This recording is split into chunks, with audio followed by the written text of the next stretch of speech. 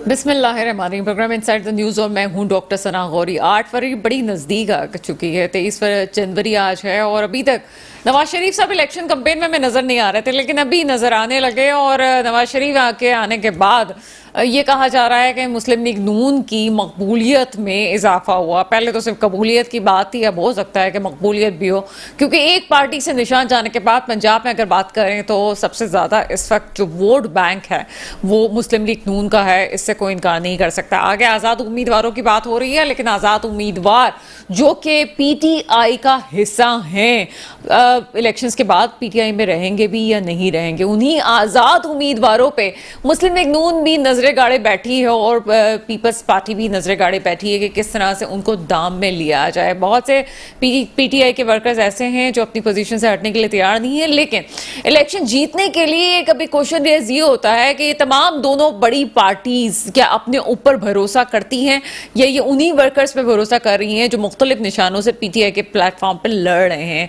इस वक्त सवाल ये पैदा होता है कि मुस्लिम लीग नून के पास ऐसा कौन सा एजेंडा है, कौन सा ऐसा बयानिया है जिसकी वजह से अवाम उनको वोट देना उनके पास मंशूर है, ना कोई रोड मैप है तो जनाब सिर्फ इतना कि नवाज शरीफ साहब कहते तो हैं कि मैं किसी से बदला नहीं लेता और बदले की बात नहीं करता, लेकिन सबका एहतसाब जरूर होना चाहिए। वो एहतसाब सिर्फ उनका समझते हैं हम कि वो जिन्होंने उनके साथ गलत किया है। क्या यही पाकिस्तान का मुस्तकबिल है कि अगर मेरे साथ कुछ गलत हुआ तो मैं दूसरे के साथ गलत करने के लिए इक़्तिदार में आऊँ, इसके अलावा मेरे पास और कोई रोड मैप ना हो कि आखिर मुझे पाकिस्तान को देना क्या है। हैरत की बात यह है कि बड़ी बड़ी पार्टीज के पास भी खुल के अभी मंशूर मौजूद नहीं है कि वो अवाम को देंगे क्या।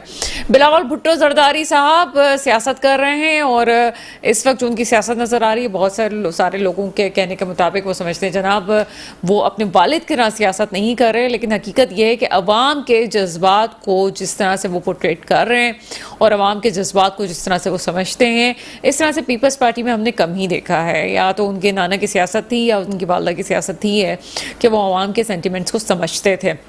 मुस्लिम लीग नून इस वक्त पंजाब में किस पोजीशन में रहेगी और इस वक्त तो साफ साफ नज़र आ रहा है कि किसकी हुकूमत बनने जा रही है। लेकिन बहरहाल ये भी इम्पोर्टेंट है कि हुकूमत मखलूत हुकूमत होगी, जिस तरह से 16 माह हम देखते आए हैं और मखलूत हुकूमतों का अंजाम कोई ख़ास अच्छा होता नहीं है। बहरहाल खैर की उम्मीद है और खैर की उम्मीद के बाद ही हम ये समझ सकते हैं कि चीज़ें बेहतर होंगी। मेरे साथ इस प्रोग्राम में मौजूद हैं नुसरत मिर्ज़ा साहब, आप सीनियर तज्ज़ियाकार हैं, साथ साथ हमें ज्वाइन करेंगे यासीन आज़ाद साहब, आपका ताल्लुक मुस्लिम लीग नून से है, और साथ हमें ज्वाइन करेंगी शरफुन्निसा लग़ारी साहबा पीपल्स पार्टी से।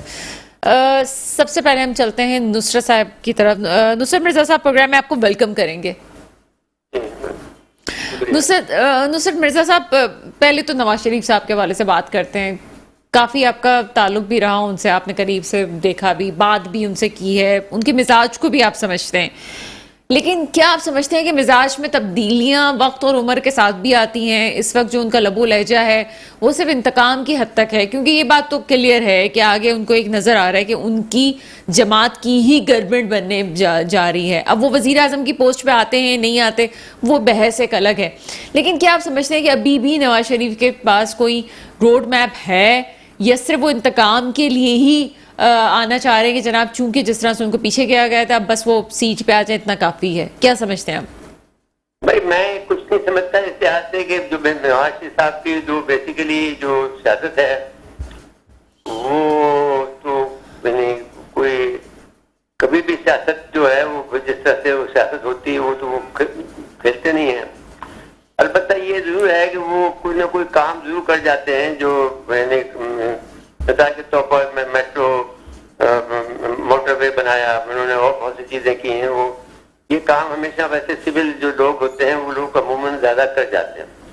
तो अब वो बेसिकली तो ये जहन में रखना चाहिए कि वो जिस अंदाज से अब आए हैं तो वो अब आवाम की नजर में, मैं लाहौर गया था तो अभी बेसिकली वहां पर मुझे जो बड़े बड़े हल्के हमारे दोस्तों के हैं वहां जहाँ जाकर हम उनसे मिले तो कुछ बहुत बड़े पुरो नवाज शरीफ हैं, उन्होंने भी कहा कि नहीं ये मसला ऐसा नहीं है। बाज़ आदमी ऐसे भी कहते सुने गए जो मुस्लिम लीग के अपने बहुत सीनियर जो हैं हमारे दोस्त साहबा, वो कहते थे कि हम जो नवाज शरीफ साहब से आने के बाद ये उम्मीद रखते थे कि उनका जो करिश्मा है वो खुल के आएगा और वो हम मैंने आवाम तक पहुंच सकेंगे।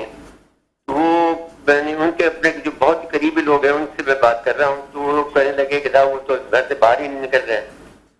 अब निकल रहे हैं, निकले भी हैं तो वो जाहिर है कि वो बहुत बड़ी पैमाने पे नहीं निकले हैं, और जिस अंदाज से वो बाहर थे वो उनकी पजीराई नहीं है। बेसिकली हम जहाँ जहाँ गए और जिस जिस जगह पे हम लोगों ने जाके बात की, लोग बात जो है वो अमूमी तौर पर जो एक फार्मूला है कि जिसके साथ जुल्म हो रहा हो या जो आदमी के साथ में जाती हो रही है, खुली जाती हो रही हो, वो लोग उसका साथ देते हैं। तो अब पंजाब में ये पहली मरतबा हुआ है कि हमें पहले तो ये सिंध में होता था या खैबर पख्तूनख्वा में होता था या बलूचिस्तान में तो होता ही होता। तो अब ये पहली दफा पंजाब में हो रहा है। वो पहली दफा भी नहीं हो रहा, पिछली दफा भी हुआ था 18 में भी इन्होंने यही किया था कि पकड़ पकड़ के मुस्लिम लीग नून के आदमी को पकड़ के जो है पीटीआई में शामिल किया था। अब लेकिन जब पीटीआई ने जो मकबूलियत हासिल की है वो कोई उस पर कता कलामी नहीं कर सकता कि वो करना चाहे तो भले करे, लेकिन मकबूल हो बहुत ज्यादा है। ये अलग बहस है कि वो अभी तक जो है वो सियासत उन्हें अभी आती नहीं है, पुरानी अगर मिल भी गई तो वो किसी तरह तौर पर भी कोई बहुत कामयाब सियासत नहीं कर सकेंगे, इल्ला इसके कि वो जो जिस तरह की उन्होंने सियासत भी की उस सियासत में जिस अंदाज से वो शराफत की बजाय बहुत से ऐसे जो टर्म्स उन्होंने इस्तेमाल की कि जो पहले कभी सियासत में इस्तेमाल नहीं होती थी। इसके अलावा पावर पॉलिटिक्स का जो खेल है वो अगर वो उन्होंने अपने हाथ से खुद गंवाया जो उन्हें नहीं गंवाना चाहिए था, तो और नवाज शरीफ साहब का मामला सामने था, उनको जिस तरह से लाया उनको पता ही नहीं होगा किस तरह से उनको लाया गया। तो बहरहाल अब ये है कि बेसिकली तो वो नवाज शरीफ साहब हमें जीतते हुए तो नजर नहीं आते हैं। अगर वो पकड़ पकड़ के जैसे कि मैंने फैजू साहब ने किया था, वो पकड़ पकड़ के जब पीटीआई में लोगों को शामिल कर दिया था इलेक्टेबल, वैसे अगर कर लिया जाए तो अलग बात है, वरना तो वो जीतते हुए हमें नजर नहीं आते हैं। बाकी अच्छा, मैंने सर ये चीज़ आपका बड़ा जुमला इम्पोर्टेंट था और बड़ा मायने खेज है। आपने कहा कि सियासत करना आई नहीं। आपने पाकिस्तान की इस पूरी तारीख में कौन से सियासतदान जो अभी हम देखें आप समझते हैं कि बाकी लीडर थे, कौन कौन समझते हैं आप?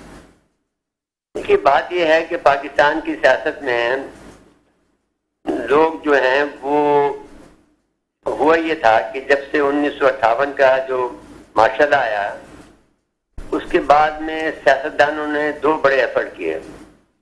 एक एफर्ट जब ये 1971 वाला वाकया हुआ तो उन्होंने ये कहा कि एक जो लंदन में जो एक कंस्पिरेसी हुई है जिस पर उन्होंने कहा था कि अगर फौज को शिकस्त हो जाए इस पाकिस्तान में, जो कि वो दूसरा किस्सा है कि वो फौज को शिकस्त इनकी वजह से नहीं हुई थी, वो कोई और वजह थी क्योंकि केजीबी उन्हें और रॉ का जो है मिलाप था और वो वहां पर वो कार्रवाई कर रहे थे और अमेरिका साइलेंट था।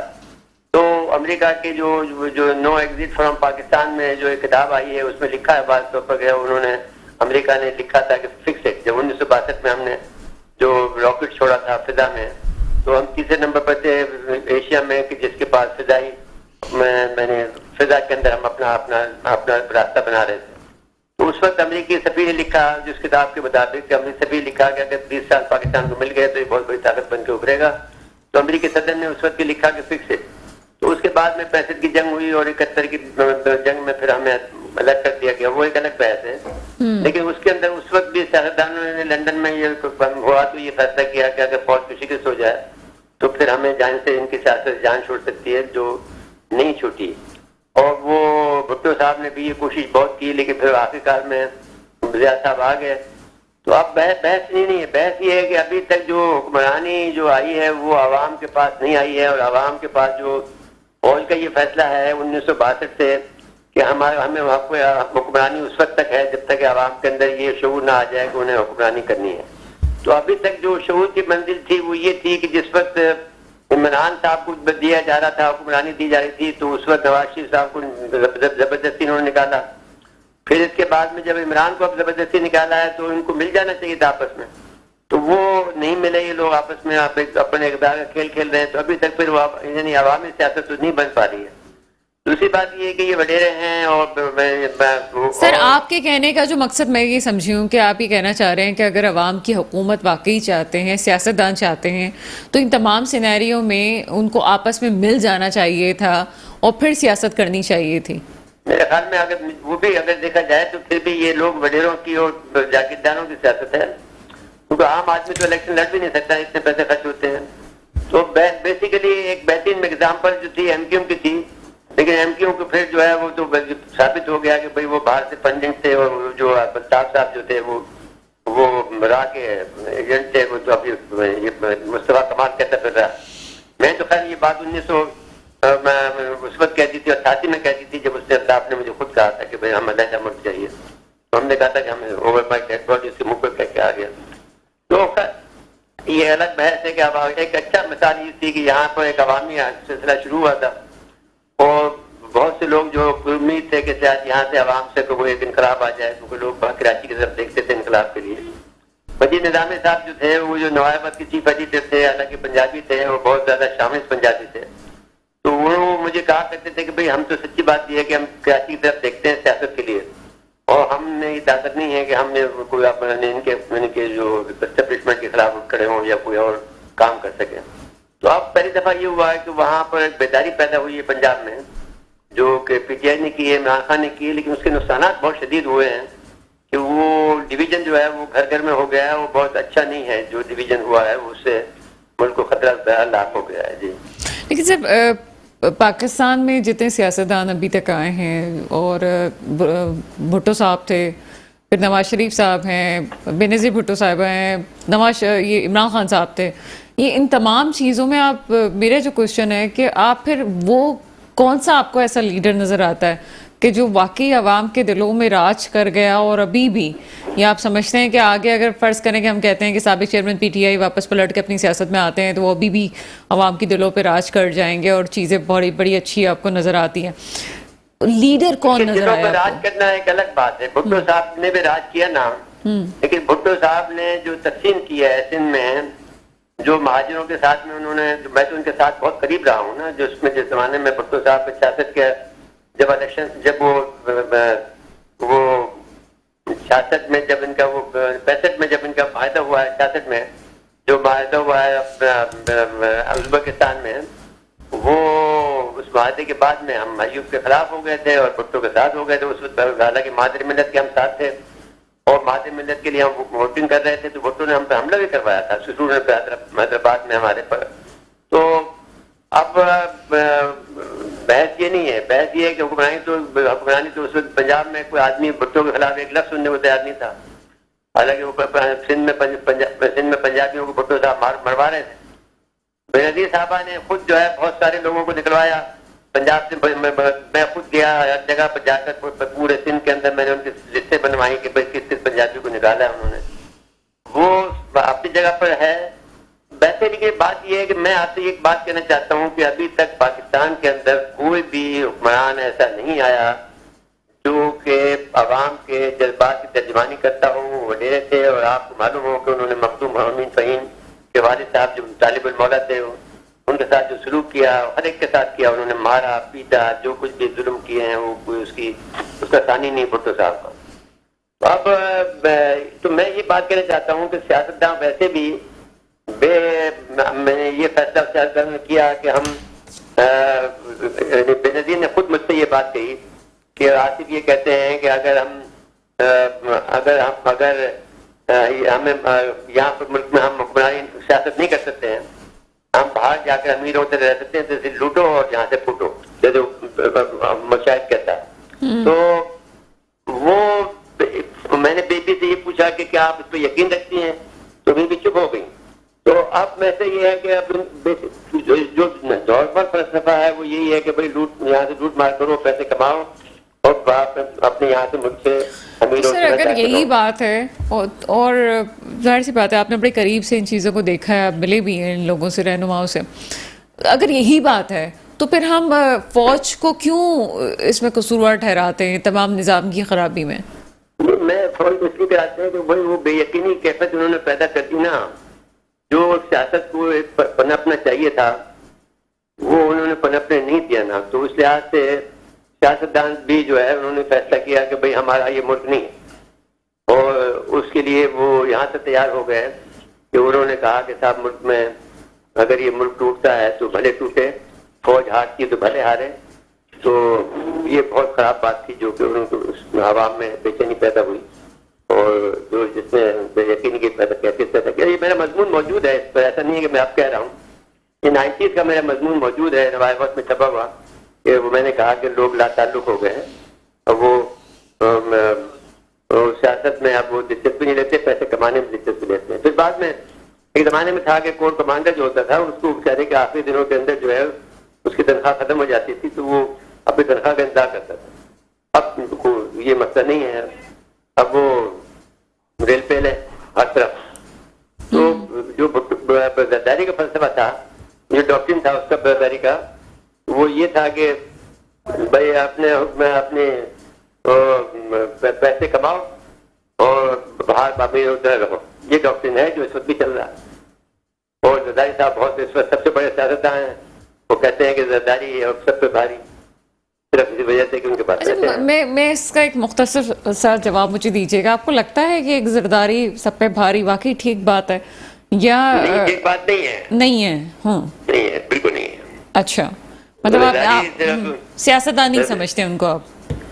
सियासतदान की बात ये नहीं है। सियासत का मकसद क्या है? सियासत का मकसद ये है कि अवाम के फलाह और बहबूद के लिए आदमी काम करे, वो इबादत है। यहाँ पर तो लोग अपने लिए काम करते हैं। सर हमारे यहाँ तो सियासत शायद मफाहिमत के बादशाह को कहा जाता है कि अगर कोई मफाहिमत का बादशाह है तो वो सियासतदान है। सियासत का एक जुज़ है। ये नहीं कह सकते कि मफाहमत गलत बात है, लेकिन मफाहमत अगर ये हो कि भाई एक बारी तुम्हारी एक बारी मेरी, तो फिर वो पैसे मुझे हमें कमाने हैं, आप भी कमाएं हम भी कमाएं, तो फिर सियासत नहीं है वो। ये बात है ना। आप कुल्लियों को जो है वो गलत इस्तेमाल हो रहा है। जो कुल्लिया है वो ये है कि जो सियासत जो है वो अगर मिलजुल के रहना है तो वो एक अच्छी बात होती है। तो उसमें जो गलत बात तो नहीं है कि भाई उसको मफाहमत करनी चाहिए। तो मफाहमत तो अच्छी बात होती है। एक मफाहमत किसके लिए? जाती मफाद के लिए, वो फिर ओलिगार्की हो जाती है। मतलब आवाम की फलाह हो या ना हो, इसी बात पे खुश हो जाएं कि 5 साल जमहूरियत का अमल जो है वो चलता रहा। नहीं, उसमें एक पोजीशन ये आती है किसी स्टेज के ऊपर आवाम को। अब मसला ये होता है कि अगर फौज मुदाखलत न करे तो ये लोग फिर बेच खाते हैं ना। फिर मसला ये भी तो है ना कि कंप्रोमाइज भी कर जाते हैं हर बात पर। ये दबाव बर्दाश्त नहीं कर सकते हैं। दबाव तो हमारी वो भी नहीं कर सकते हैं। वो फिर और रास्ता निकालते हैं। फिर बीच में हर एक ने ये कोशिश की है। मैं आपको एक और बात कहना चाहता हूँ ईमानदारी से, ये सही है कि सब लोगों ने अमेरिका के कहने पर यहाँ पर हुक्मरान बने, लेकिन सब ने कोशिश ये जरूर की है कि पाकिस्तान के लिए कुछ ना कुछ कर जाए। लेकिन जब करते हैं, करने का वक्त आता है तो फिर मार दिए जाते हैं, निकाल दिए जाते हैं, बेइज्जत करते हैं। अयूब साहब को देख लीजिए। आपका पॉइंट ऑफ व्यू सर आया हमारे पास। नुसरत मिर्जा साहब बड़ी गहरी नज़र रखते हैं चीज़ों में, बड़ी बारीक बीनी से इनकी बात सुनिएगा, समझिएगा। अगर कोई नहीं भी सुन सका तो हमारे यूट्यूब चैनल पे जाके फिर से सुनिएगा कि कहना क्या चाह रहे थे। सवाल ये है कि यहाँ पे जो चीज़ें रेस की गई हैं, मुझे कहने दीजिए कि बाज़ औक़ात ऐसा भी होता है कि करना तो चाहते हैं लेकिन पूरा सिस्टम ही बिगड़ा हुआ। कहते हैं ना कि आवे के आवा बिगड़ा हुआ है, तो वो वाला मिसाल यहाँ पे बिल्कुल फिट आती है कि जनाब आवे का आवा बिगड़ा हुआ है। सही होगा इंशाल्लाह, मुझे तो कम से कम उम्मीद है कि ठीक होगा। एक छोटा सा ब्रेक है, ब्रेक के बाद मज़ीद गेस्ट को साथ लेते हैं। ब्रेक के बाद आपके सामने हाजिर हैं नवाज शरीफ साहब की सियासत, वो खुद पे भरोसा करते हैं या फिर मुस्लिम लीग नून जो है वो उन लोगों पे भरोसा कर रही है जो आज़ाद टिकटों पे इस वक्त खड़े हुए हैं, आज़ाद निशानों पे खड़े हुए हैं, चाहे वो किसी भी पार्टी से। अब तो हम ये कह भी नहीं सकते कि जना PTI से। मुस्लिम लीग नून को खुद पे कितना भरोसा है और कितना कॉन्फिडेंस से बात करते हैं यासीन आज़ाद साहब से। यासीन आज़ाद साहब, प्रोग्राम में आपको वेलकम करते हैं। सर क्या समझते हैं ओवरऑल इस वक्त? ठीक है जनाब, पंजाब में तो आपकी नुमाइंदगी है और पूरे मुल्क में इलेक्शन में मुस्लिम लीग नून के वोटर्स को किस हद तक आप समझते हैं कि कामयाब है, वोटर्स आपके साथ हैं और पार्टी जो है वो कामयाब रहेगी, मुस्तहकम रहेगी? देखिए मैडम, जहाँ तक पंजाब का ताल्लुक है, पंजाब में तो जमात वोट के एतबार से काफी बेहतर कंडीशन है। उनके मुकाबले में मुझे कोई दूसरी पार्टी शोकरा नजर नहीं आती। आप रह बाकी तमाम 3 सूबों का तस्वीर की जो सूरत है वो आपके सामने है कि मुस्लिम लीग ने सीट एडजस्टमेंट किया MQM के साथ और अंदरून सीट में BDO के साथ। और इसी तरह बलोचिस्तान में कुछ लोग भी आए कि दूसरे की पोजिशन अपनी जगह पे है। मैं ये समझता हूँ कि इस वक्त पाकिस्तान मुस्लिम लीग सबसे ज्यादा बेहतर पोजीशन में है और मुकाबला किससे होगा ये तो आने वाला वक्त बताएगा। लेकिन जैसे कि आज आपने देखा होगा कि जो मानसरा में जलसा किया गया वो काफी बड़ा जलसा था और मियां साहब ने अपने जलसे की इब्तदा जो है ना मानसरा से की। लेकिन जिस तरह आज आपने हल्के में उन्होंने जो रैलियां निकाली हैं तो जिस तरह लोगों ने उनको वेलकम सर ये आज का जो हल्का है, अगर मैं गलत नहीं हूँ तो ये NA 130 था जो इनका पहले भी हल्के में इनकी कामयाबी रही है, ये वही हल्का है। जी जी बन था जी हल्का बिल्कुल सही है। लेकिन लोअर तो सारे ही हल्के क्योंकि दो हल्कों में तो इन्होंने इस्लाम में पाकिस्तान को चांस दे दिया, वहाँ का कैंडिडेट नहीं। एक जगह उन साहब से हैं और एक हलीम खान के मुकाबले में मुस्लिम लीग उन्होंने कोई कैंडिडेट नहीं दिया। पर आज आपको आपने जहांगीर सिंह का अगर अच्छे से खिताब सुना हो तो उन्होंने कहा कि हम पाकिस्तान मुस्लिम लीग से मिलकर एक मजबूत हुकूमत बनाएंगे। वो अपनी जगह पे है, लेकिन मैंने सच्चा मैडम हम तो कोई नजूमी तो है नहीं, हम तो सिर्फ गेस कर सकते हैं और बाकी फैसला तो 8 फरवरी को पाकिस्तान के 24 करोड़ अवाम ने करना है। लेकिन सर आप जो प्रेडिक्शन करते हो और आपकी जो बात बड़ी पॉजिटिव है कि आप बहुत सही ग्राउंड रियलिटी पे बात कर रहे हो, तो अपनी पार्टी के हवाले से भी बड़ी पॉजिटिव। आपने जो भी प्रेडिक्शंस पहले भी की थी वो अभी हमें बिल्कुल सच नज़र आ रही हैं तमाम चीज़ें। मेरे प्रोग्राम्स में आपने बहुत सारी बातें ऐसे कही थी। यहाँ पे कहने का मकसद यहाँ पे ये है कि वाकई आप समझते हैं कि आपकी पार्टी, जिस तरह पंजाब में आपने बताया कि जनाब ये पोजीशंस मुझे लग रही है, लेकिन ऑफकोर्स एक फैक्टर ये भी है कि जो आज़ाद उम्मीदवार है जो PTI का मुख्तलिफ निशानात से इस वक्त लड़ रहा है, ये कहा जा रहा है कि पीपल्स पार्टी और मुस्लिम लीग नून ये दोनों उन्हीं उम्मीदवारों के उस पर रिलाई करती है और समझती है कि जनाब आखिर में उन उम्मीदवारों को तोड़ा जाएगा जो कामयाबी हासिल कर सकेंगे और अपने साथ मिला के फिर हुकूमत की जाएगी। आप समझते हैं कि ऐसा है या मुस्लिम लीग नून वाकई इस पोजीशन में है कि अकेली ही सब कुछ कर लेगी? देखिए, पहली बात यह आज मुझे एक बात का दुख हुआ कि हमारे एक सीनियर वकील राजा सलमान अकरम साहब जो इलेक्शन लड़ रहे हैं, खबर वायरल हुई कि उन्होंने कुरान पाक पे वोट दिया, वोट करके कहा कि वो इमरान खान का साथ नहीं छोड़ेंगे। और मजे की बात यह कि आज इस्लामाबाद हाईकोर्ट में उन्होंने केस कर दिया जिसमें कहा कि जी मुझे पार्टी के हिसाब से इलेक्शन लड़ने की इजाजत दी जाए, जो मुझे आज़ाद उम्मीदवार की हैसियत से कहा जा रहा है वो ना हो। ये तो मैं एक सीनियर वकील से एक्सपेक्ट नहीं कर सकता था कि वो स्पेशल वोट पे आ सके, किसी से वफादारी की कसम उठाए। तो मतलब ये हो गया कि आप खुद शायद अपने आप पे भरोसा नहीं करते। रह गया मामला, आपको 2018 का इलेक्शन याद होगा कि उस जमाने में भी जो आज़ाद उम्मीदवार बने थे, जो कि कानूनी एतबार से जो लोग इंडिपेंडेंट इलेक्ट होके आएंगे, उनके पास ऑप्शन होगा कि 3 दिन के अंदर अंदर या तो किसी पार्टी को ज्वाइन कर लें, और अगर पार्टी ज्वाइन नहीं करते तो फिर वो पार्लियामेंट के अंदर इंडिपेंडेंट कैंडिडेट के सर्व किया जाए। अब जो सूरत हाल है वो आपके सामने है। इंडिपेंडेंट कैंडिडेट कितने जीत के सामने आते हैं और चूंकि लोग प्रिज्यूम से ये कर रहे हैं कि PTI के लोग जो हैं जो अपने आज़ाद उम्मीदवार की हैसियत से इलेक्शन लड़ रहे हैं, शायद वो ज्यादा सीटें लेके आएंगे। मैं ये तो नहीं करता कि ऐसा मुमकिन है। इन हालात में अगर कल कोई इंडिपेंडेंट कैंडिडेट आते भी है तो 3 दिन के अंदर वो इंडिपेंडेंट कैंडिडेट वो फैसला करेगा जिसमें उनको अपना इंटरेस्ट नजर आएगा। पाकिस्तान की तारीख तो यही बताती है। अगर वो ये प्रिज्यूम करते हैं कि ये जो जमात है वो हुकूमत बनाने की पोजीशन है तो वो कोशिश करेंगे कि वहां जाए ताकि उनकी भी कोई ना कोई एडजस्टमेंट हो जाए।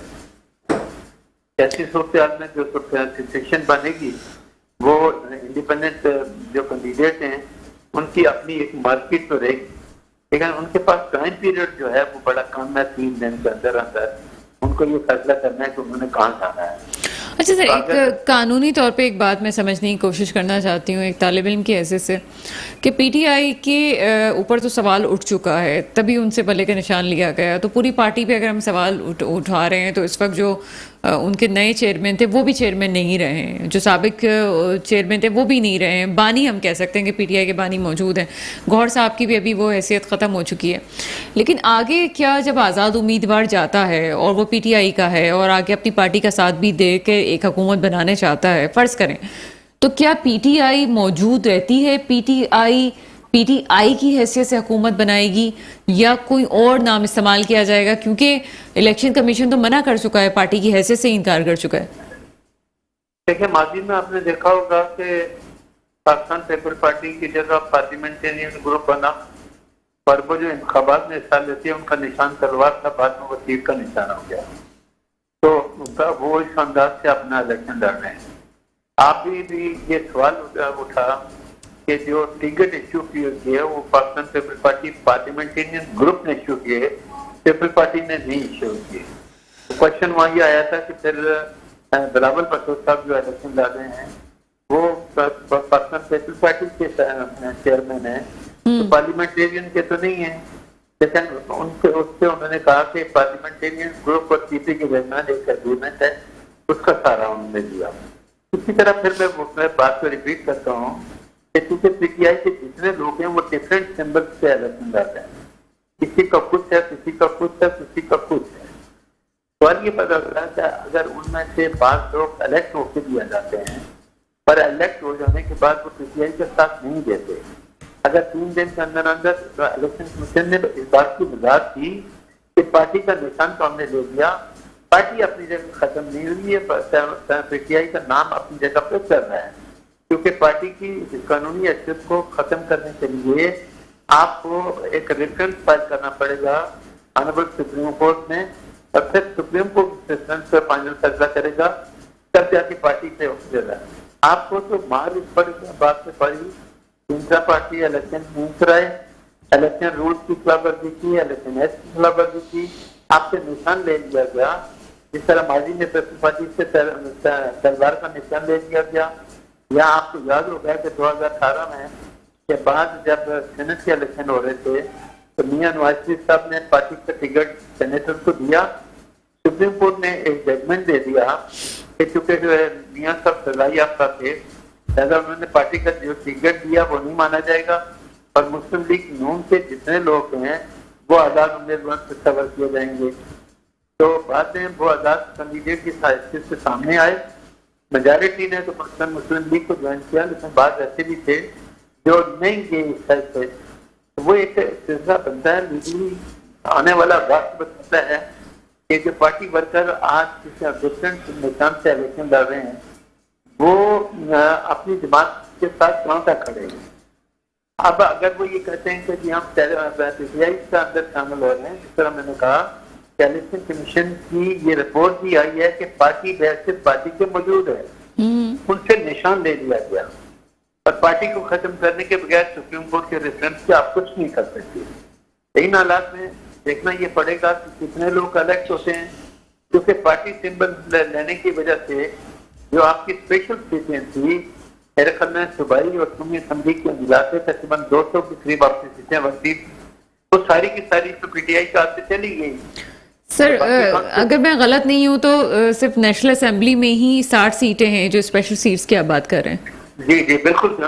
तो वो जो है ना सीटें तो उनकी 60 सीटें तो उनकी नेशनल असेंबली से निकल गई, बाकी सूबाई असेंबली तक सब मिला के नियर अबाउट 230 के लगभग सीटें ये हो जाती हैं।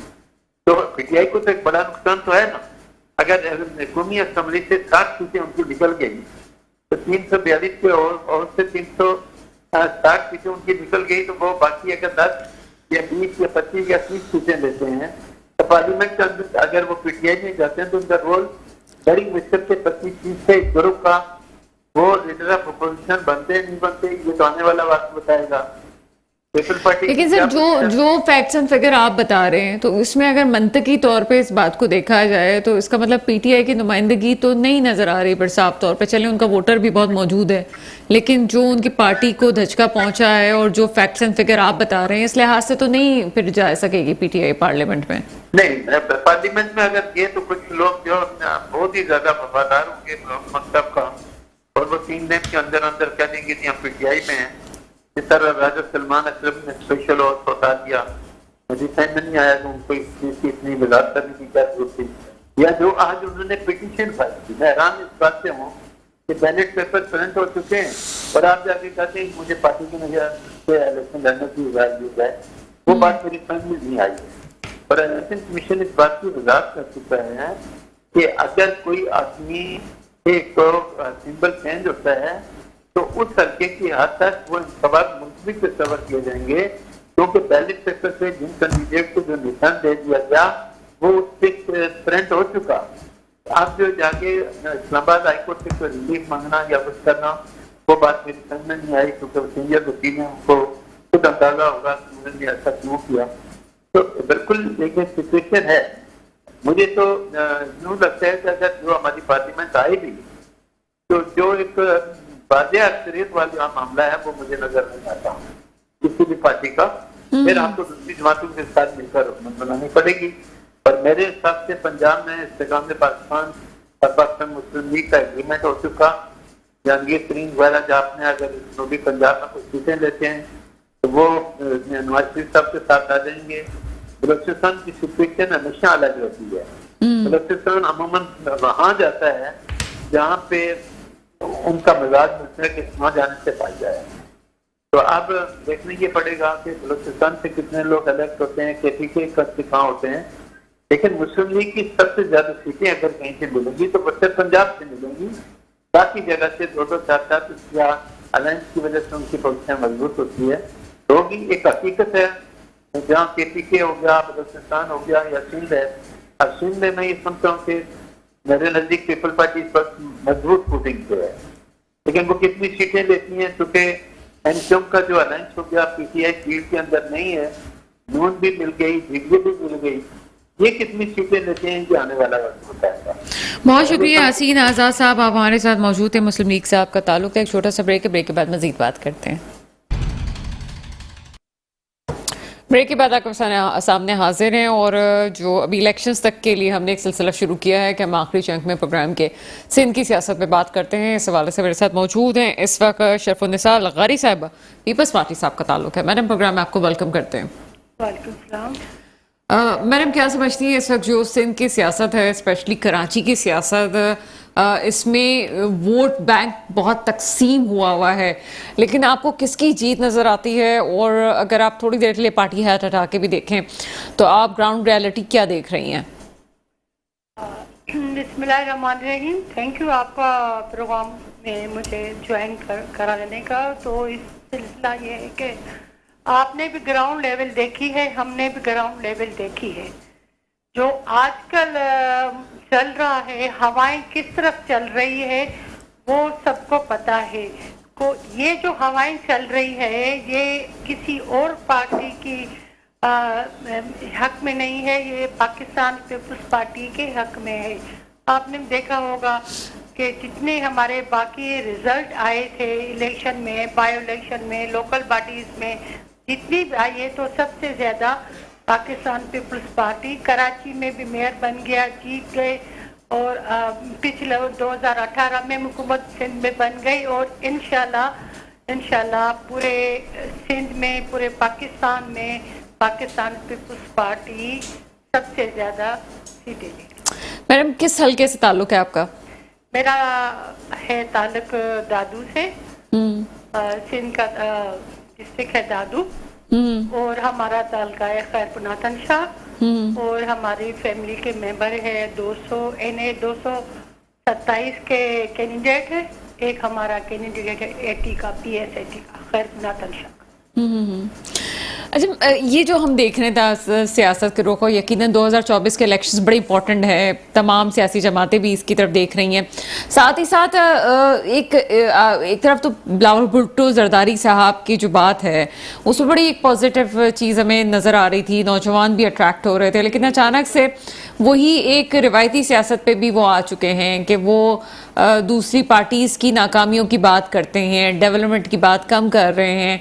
कुछ दिनों पहले तक तो हम समझ रहे थे कि डेवलपमेंट की बात बहुत हो रही थी, 16 माह तक आपकी जाहिर सी बात एक गवर्नमेंट रही है। क्या समझती हैं कि सियासत का रुख क्या बदल रहा है? बिलावल भुट्टो जरदारी साहब का किसी और पार्टी के खिलाफ नारा लगाना ज़्यादा बेहतर है या डेवलपमेंट की बात करना ज़्यादा बेहतर है? नहीं देखिए, सबसे पहली बात जो आपका पार्टी लेवल है या जो आपकी अपनी पार्टी है, तो आप अपनी पार्टी की चीजें भेजेंगे ना और बताएंगे और अपना मंशूर बताएंगे। जाहिर है आप किसी और पार्टी की तारीफ तो नहीं करेंगे ना अपने वर्क में या अपने प्लेटफॉर्म पे, अपनी तारीफ करेंगे, अपने काम बताएंगे और अपने मंशूर की बातें बताएंगे और डेवलप स्कीमें बताएंगे कि हमने ये किया है, ये रह गया है और ये आगे जाके हम करेंगे। तो जो भी मैंने चेयरमैन साहब की स्पीच सुनी है तो मुझे बहुत अच्छा लगा है। सबसे ज्यादा पार्टी से ज्यादा जो चेयरमैन साहब ने नौजवानों के लिए पैकेज रखे हैं, औरतों के लिए पैकेज रखे हैं या जितने भी रखे हैं पैकेज और बताए हैं, तो सबसे ज्यादा मुझे वो अच्छा लगा। आपने देखा होगा सैलाब में बहुत सारे लोगों। अच्छा मैडम, प्रोग्राम के चूंकि आखिरी मरहले में और खासतौर में आपके एरिया के हवाले से बात करूंगी, दादू में पीपल्स पार्टी की ही हुकूमत रही है, कितने डेवलपमेंट के काम हुए हैं दादू में? दादू में देखिए, मैं ये कह सकती हूँ कि 100% तो नहीं हुए, लेकिन सबसे ज्यादा काम यहाँ पे हमने दादू में करवाए, क्योंकि हमारा हर 10 साल की बाद 5 साल के बाद जबरदस्त सैलाब आता है और तबाही फैलती है, लेकिन फिर भी हम उन लोगों को फैसिलेट करते हैं, उनको सहूलत देते हैं, उनको सही जगह पे पहुंचा के फिर सारी चीजों को हमने सॉर्ट आउट करके फिर उनको सहूलत देके उनको घर बना के दे। इस दफा आपने देखा होगा चेयरमैन साहब ने लाड़काना में, सखर में और ये हमारा खैर नातन शाह में लोगों को पक्के घर बना के दिए। 100% नहीं दिए, लेकिन कुछ रह गए हैं, वो इंशाल्लाह आगे जाके। अच्छा मैडम, ये बताइएगा कि दादू में और कौन कौन सी पार्टीज हैं जिनका वोट बैंक मौजूद है? यहाँ पे तो आप मेरी बात आप लिख लो और इलेक्शन की बाद 9 तारीख को मुझे आप बात करना। यहाँ पे हम दादू लास्ट टाइम भी स्वीप किया था, अभी तो कोई मुकाबला है ही नहीं, सारे लोग चले वो हम मानते हैं पीपल्स पार्टी की अपनी एक हैसियत है, लेकिन फिर भी वहाँ कौन कौन सी और पार्टीज मौजूद हैं? यहाँ पे जीडीए सुना है, लेकिन वो वर्क ही नहीं कर रहे, घर से बाहर निकल ही नहीं रहे। अच्छा, हाँ, सिर्फ यही सुना है कि जीडीए है। लास्ट 2018 में तो चलो थोड़ा सा पीटीआई का शोर था, ये था, अब तो कुछ भी नहीं है। और जीडीए भी घर में बैठी हुई है, सुना है कि इनको पास कोई कैंडिडेट ही नहीं है, 1-2 जगह पे इनके कैंडिडेट हैं, बाकी नहीं है। अच्छा, यानी कि आप समझते हैं कि पीपल्स पार्टी के मुकाबले में इस वक्त कोई भी मौजूद नहीं है आपके पास? दादू जिले में तो नहीं है, मैं अपनी बात कर सकती हूँ। ठीक है मैडम, ये बताइएगा कि आपके अपने इलाके में आप क्या समझते हैं कि कोई एक मेन काम है जो होना चाहिए और अगर पीपल्स पार्टी इक़्तिदार में आती है, वहाँ पे होती है, तो फिर वो काम करवाएगी? सबसे पहली बात मैं ये कहूंगी अपने हुकूमत को, जब हुकूमत में आए, जो हमारे बार हमारे पास कि खैर नातन शाह में बलूचिस्तान से पानी आता है और सैलाब होता है और लाखों लोग हमारे मुतासिर होते हैं, तो उनके लिए जहाँ से पानी आता है बलूचिस्तान से, वो फरीदाबाद में, मेहर में एक छोटा सा डैम बनाए, वहाँ पे पानी जमा करें कि हमारे ये शहर डूबने से बच जाए। सबसे बड़ा ये काम होगा। बहुत शुक्रिया। मेरे साथ मौजूद थी शरफुन्निसा लगारी साहिबा, पीपल्स पार्टी से आपका ताल्लुक है। ये लगता है कि हम छोटे छोटे मसाइल पे बात कर रहे हैं, लेकिन ये छोटे मसाइल पे, छोटे इलाकों पे बात करने से ही चीज़ें बेहतर होंगी। हम डेवलपमेंट की बात करते हैं, डेवलपमेंट कैसे हो सकेगी, ये हम जो बात कर रहे हैं इस फोरम के तहत, ये मेरी बहन आई थी, ये बात कर रही थी, बड़े मासूम तरीके से उन्होंने बातें की और बहुत अच्छी बात की, अंदाज़ बहुत खूबसूरत मेरे प्यारे लोगों का। कहने का यहाँ पे मकसद ये है कि जब तक इलेक्शंस हो रहे हैं, हम ये चाहते हैं कि मसाइल की तरफ तवज्जो भी हो और वहाँ के जो लोकल लीडर्स हैं वो बात करें उस पर और वो डेवलपमेंट की तरफ बात करें, लेके जाएं। चीज़ें उसी वक्त ही बेहतर होंगी जब एक एक इकाई को ठीक किया जाएगा। बहुत जल्दी से हम एक्सपेक्टेशंस नहीं कर सकते, वो रातों रात तब्दीली वाले नारे, वो सब कुछ एक तरफ हो जाते हैं, चाहे वो इस वक्त बिलावल भुट्टो जरदारी लगा रहे हों, साबिक चेयरमैन पीटीआई ने लगाए हों, लेकिन बहुत सारी चीज़ें जो ठीक हो रही हैं, मुझे उम्मीद है। बहुत सारे लोग ऐसा कहते हैं कि उम्मीद नहीं है कि चीज़ें बेहतर होंगी, मुझे उम्मीद है कि चीज़ें बेहतर होंगी। मेरा नौजवान ठीक करेगा और इलेक्शन का हक, इलेक्शन में वोट का हक ज़रूर इस्तेमाल कीजिएगा। दुआ वही है जो हमेशा होती है, मेरे मुल्क में वो हुक्मरान आए जो वाकई ही मेरे मुल्क के मुस्तकबिल की हिफाजत करें। इसके साथ ही प्रोग्राम का वक्त ख़त्म होता है, मुझे इजाज़त दीजिएगा। खुदा हाफिज़।